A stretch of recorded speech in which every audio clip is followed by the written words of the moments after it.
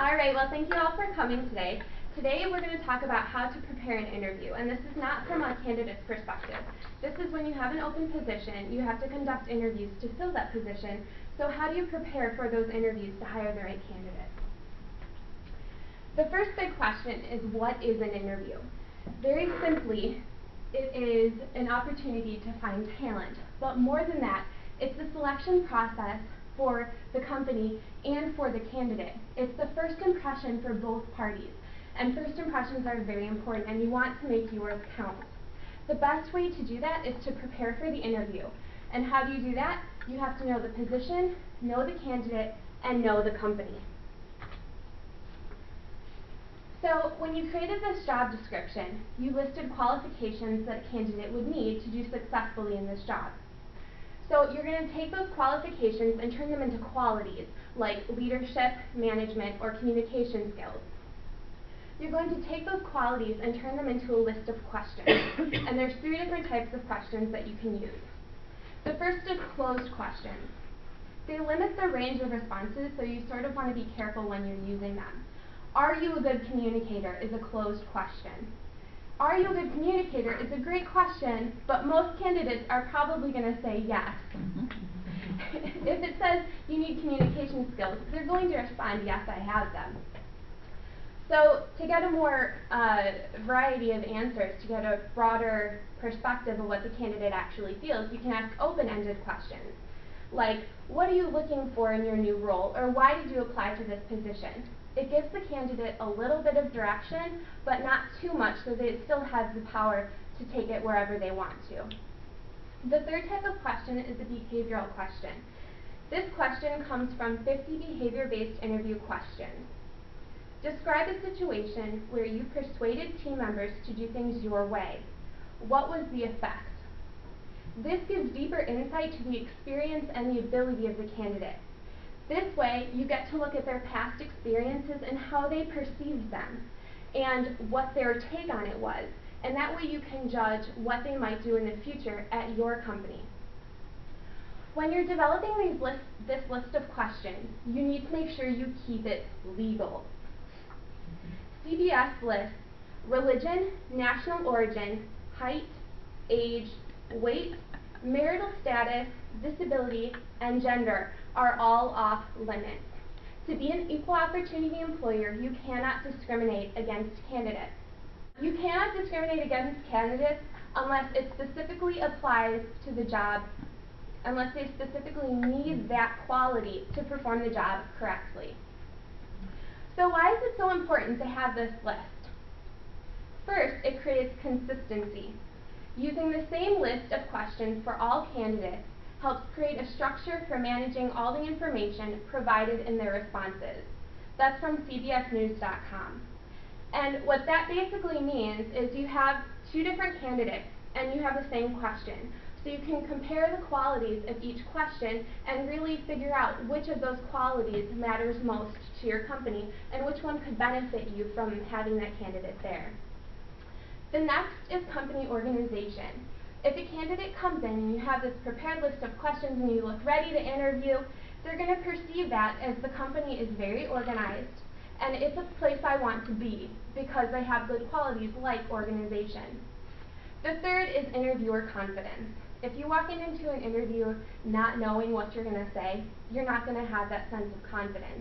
But it's easy if you walk into an interview and you know how to word things and exactly what topics you want to cover. It gives you that sense of confidence that really shows off in an interview. If you ever have any problem coming up with these questions, or what questions should I ask, or how do I determine what qualities matter to my position, human resources is the place to go. Every company has a human resources department, and their job is to put good candidates in the right position to grow your company and make your company as great as it can be. So if you ever have any problems with this, talk to human resources and they will be more than happy to help you. So the second part to preparation is knowing the candidate. Read and understand the resume. Not being familiar with the candidate's information is not only rude, but also indicates to the candidates that you are disorganized and poorly prepared. that comes from how to conduct an effective employee interview. And this is very, very true, and that puts the interview off to a really bad start. And on top of that, you have to spend the first half of the interview only discussing what you could have learned before. So instead of spending time digging deeper into what attributes they can add to your company, you have to talk about their past experiences. Reviewing the resume ahead of time also gives you the ability to list questions that can clarify the history, experience, and exposure that that candidate has had. So if there's some phrasing that you're not really sure about or a different choice of words, or you may think that in that role, I'm sure they did have exposure to this type of software, this program, but maybe they didn't. And this is a really great time to write down those questions so you can clarify what experiences they've actually had. It also leaves the candidate feeling confident because they think that the employer and the company cares about the employees and the candidates that are coming in to fill this position. The third part to preparation is knowing the company. Any prepared candidate is going to come with great questions.